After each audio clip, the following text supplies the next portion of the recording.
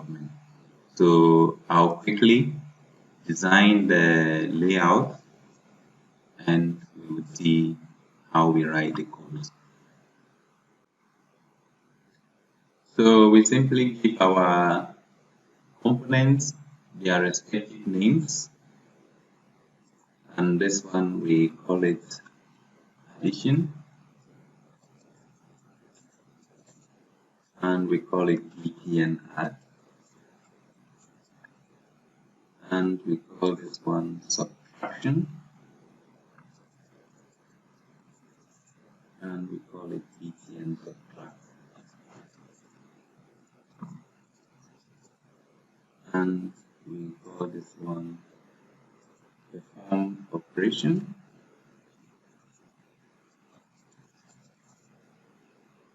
and we call it btn operation,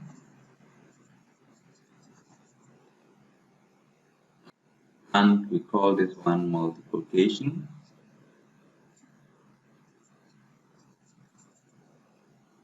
and we call it RDN multi, and we call this one division,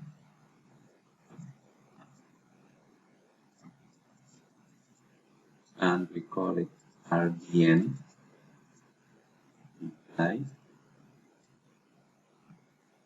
So we readjust to get our text to appear well.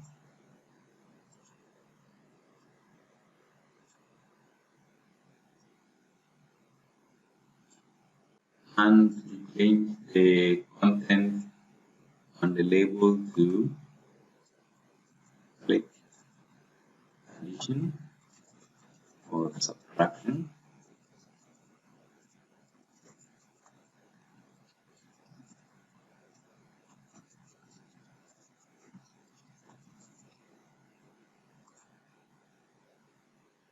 And we change this one to select an option.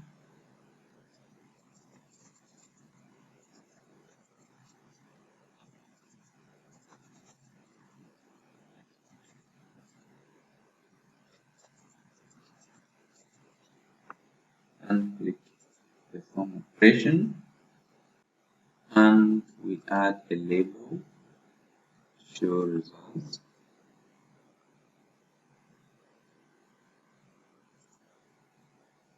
and we call it results. So our app is now ready. We can run it to see how it behaves.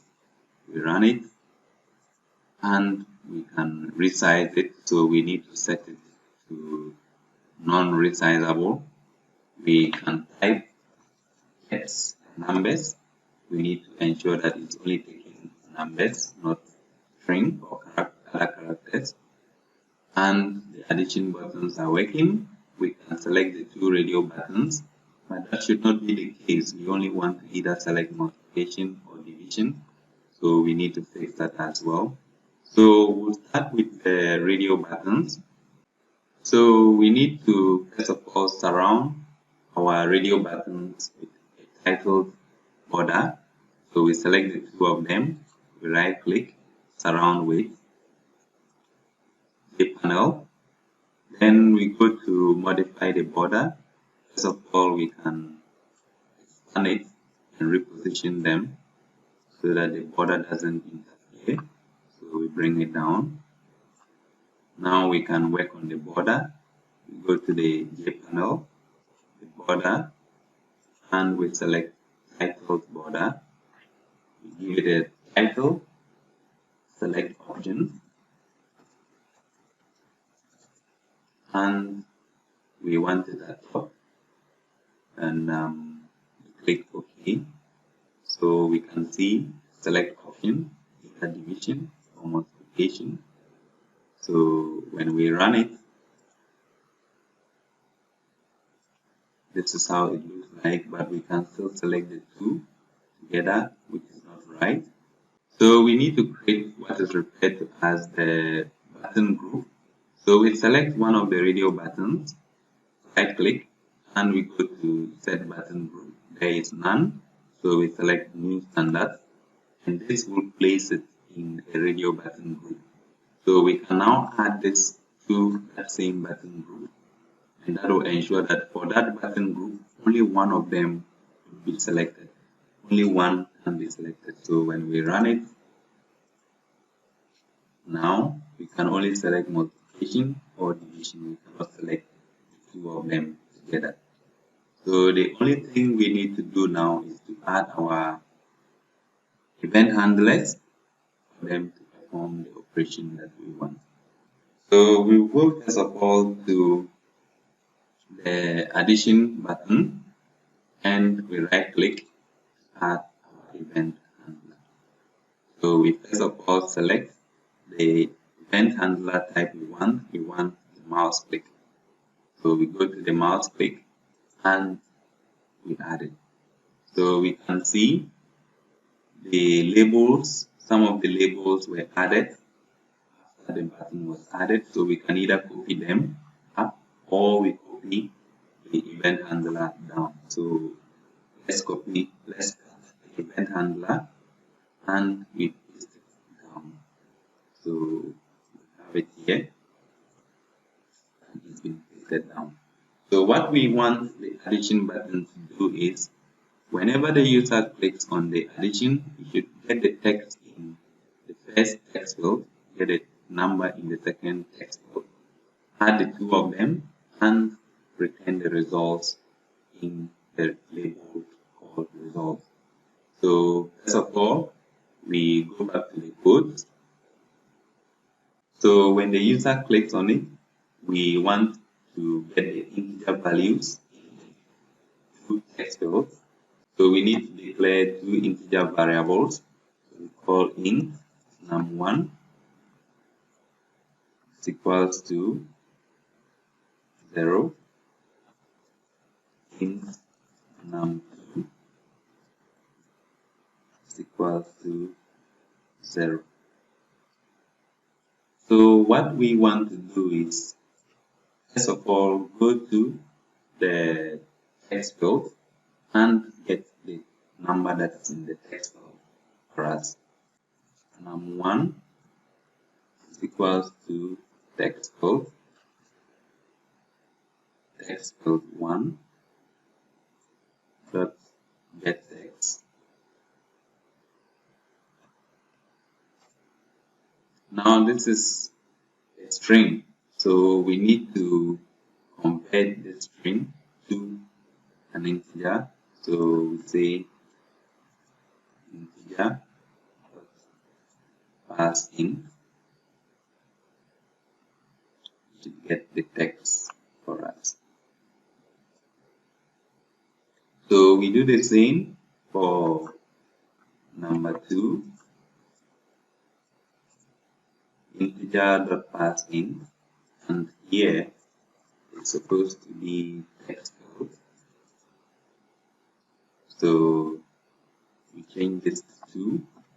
So this will get a text or the number in the two texts and return them as integers. However, what could be the case? The text in there is nothing. There's nothing in there. Or we have the case where the text in there is string and not a number, or a double and not an integer. So we need to write an if else statement to surround these ones. If there's nothing in the text, then we should let the number 1 be 0 and the number 2 should be 0. So in any of the cases, we surround it with if else. So we have if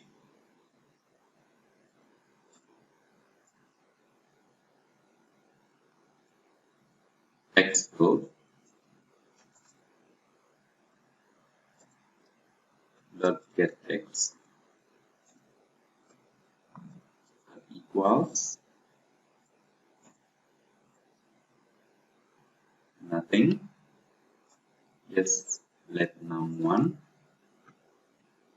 number 1 be equals to 0. Else else take the number that is entered as a string and pass it as an integer. So we do the same. If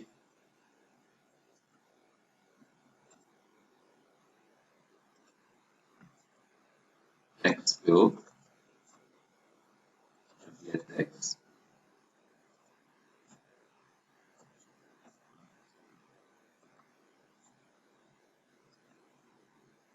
we want number 2 to be equals to 0, else get the content that is entered in text field 1, pass it as an integer to number 2. So to ensure the user doesn't type string but only integers, we would be able to do that on the text field itself, so that when the user is pressing the key, if it is not a number, it will not allow. So that will be taken care of when the user is typing in the text field. So we don't need to take care of that here. We simply need to set the results to the addition of the two. So let's assume we declare another one, int results equals to 0, and we say results equals to 1 plus number 2. Now we can set the label results to the value that we have here. So let's now set the label results, so LBL, label results, set X as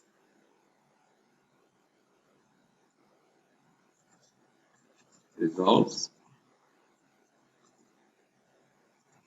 with addition of number 1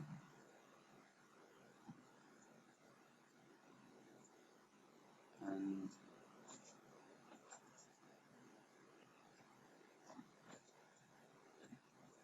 number 2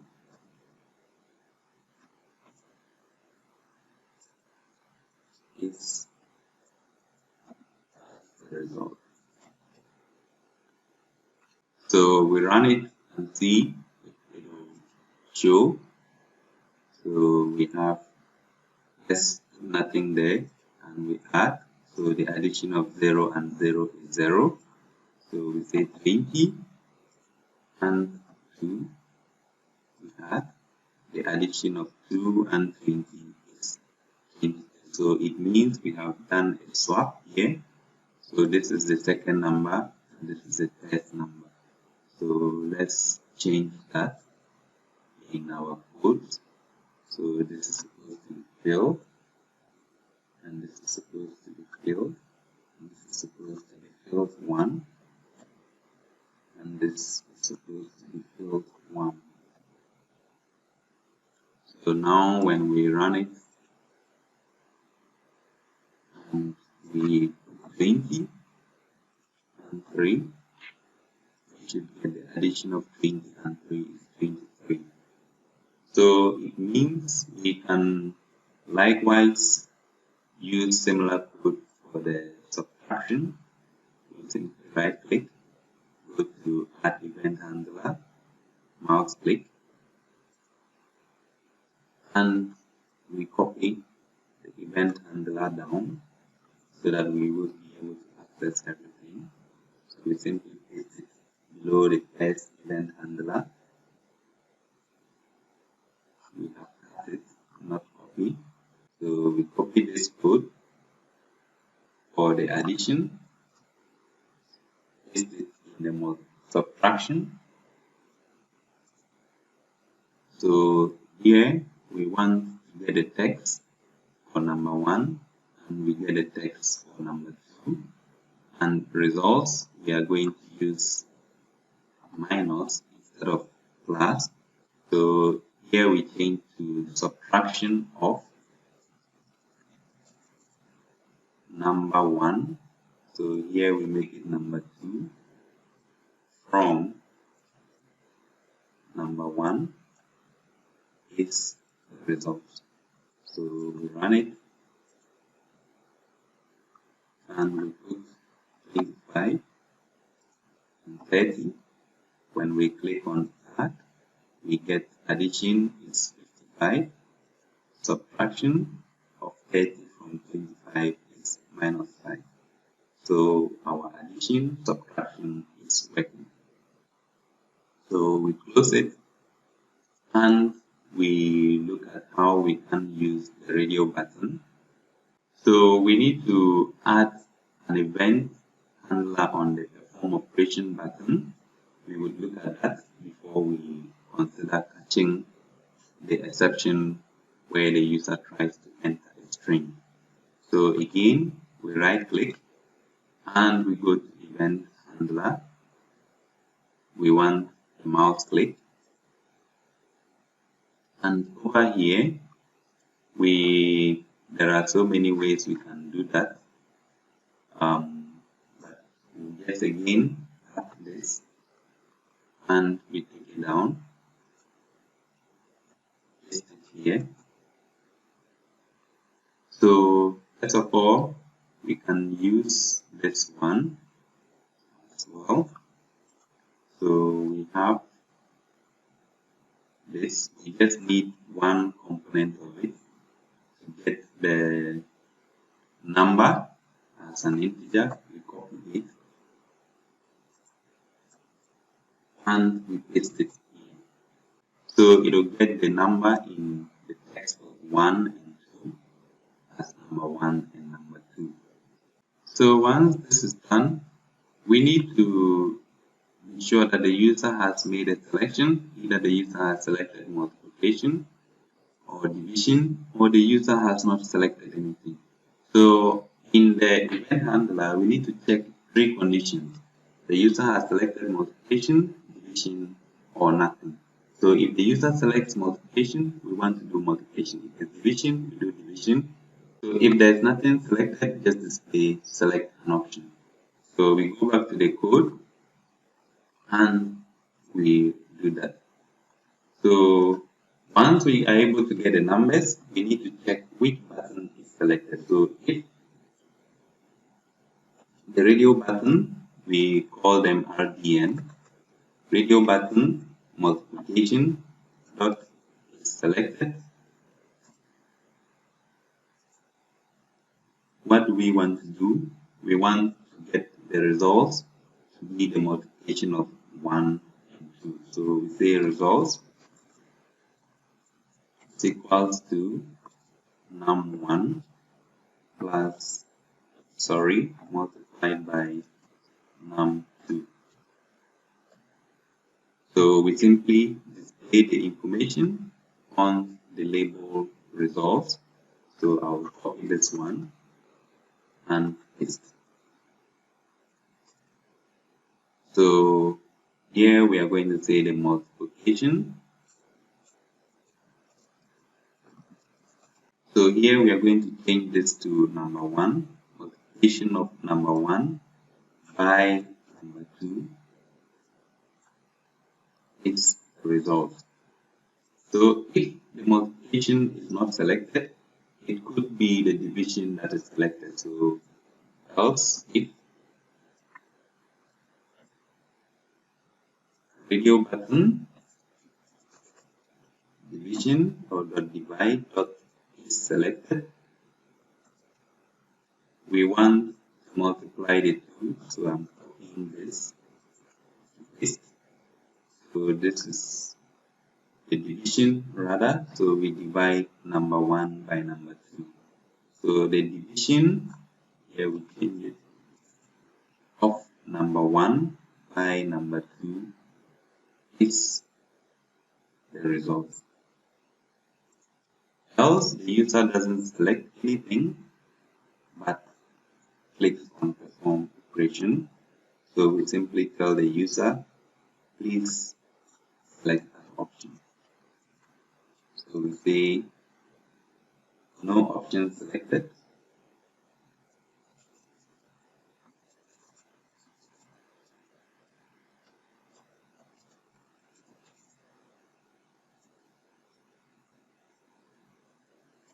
Select an option. Now we can run it to see if it works. So we run it. First of all, we've not selected anything. There is nothing in the text, and we click no option selected. Select an option. So if I select multiplication and there's nothing in there, the multiplication of 0 by 0 is 0, and division is giving me an error because there is no integer division by 0. So it means we need to fix the error or the exception that is there. So we go back to our codes and we look for where the division is occurring, and we surround it with a try and catch. So this is where the division is occurring. We select all the codes there and right click, surround with try and catch, and here we are catching an arithmetic exception. So if there is a division by 0, what do we want to display? We want it to be displayed that division by 0 is not acceptable. So I simply paste that and edit. So here we change it to division by 0 not allowed. So if we run it, we should see something else. So we select division and we run. Division by 0 is not allowed. So we have in the error. So if we enter any value, 20, 15, addition is working, subtraction is working, multiplication is working, division is working. So we are getting 1 because this is integer division and the decimals have been covered. So our application works perfectly. The only challenge is that users will be able to enter strings.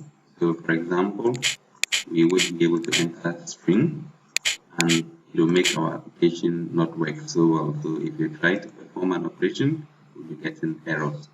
Or we try to add, we'll be getting errors. So how do we ensure the user only types integer values? So we need to go and handle that at the text field area. So we go back to our code, and in the text field, we want that when the user is pressing the key, if the key character is not an integer, that character should not be displayed in the text field.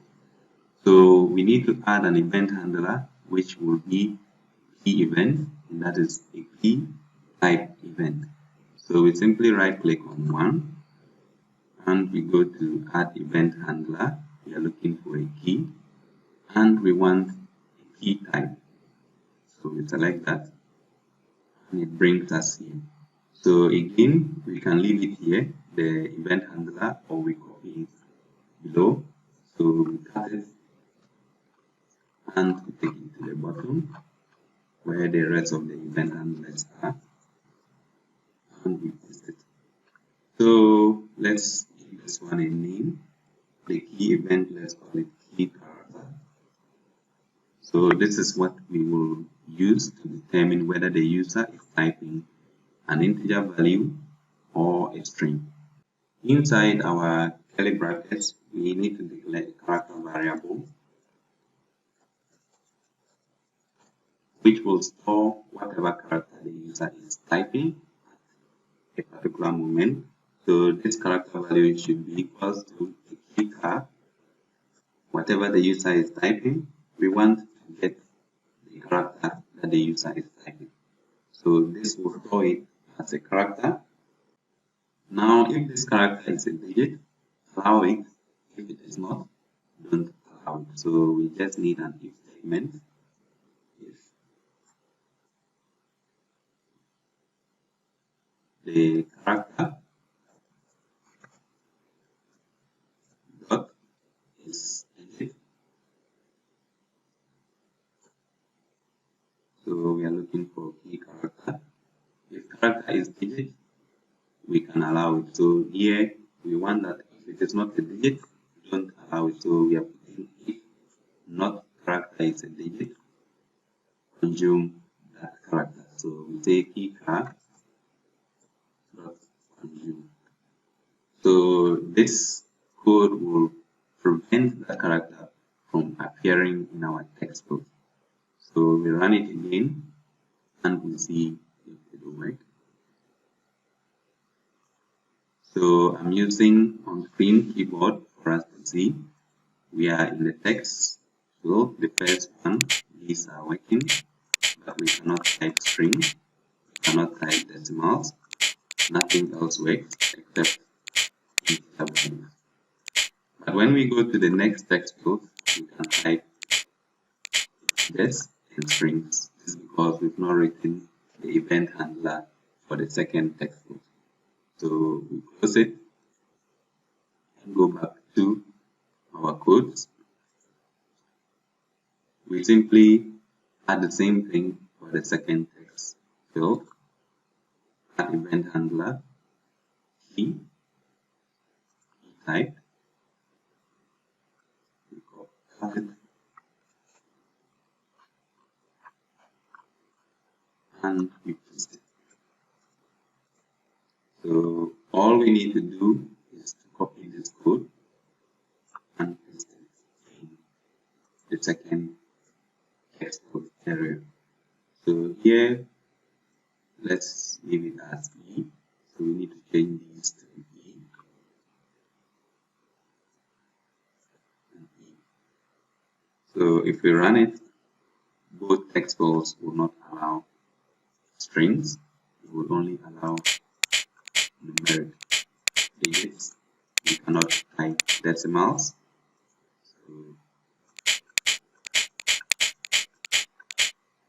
So that is how we would be able to ensure the user types only integers in our text field. So if we want to allow the user to type anything else but integer, we can simply modify this code to get that done. So our app is working. The only thing we need to do is to make it not resizable. So we go back to our code on our form, check this one, and we can now run it, and everything is done. So we are done with our app and it's working. The students will have the following as an assignment. You are simply to repeat something similar on your own, and the only assignment you have is to add the reset selection button such that when I select a division, addition, or subtraction and I click reset, it unselects it. So here we are going to use 4 radio buttons, unlike the 2 that we have used. So that is the assignment for the student. So our application works perfectly. How do we now export it as a Java file so that we can run it on any operating system that has Java installed on it?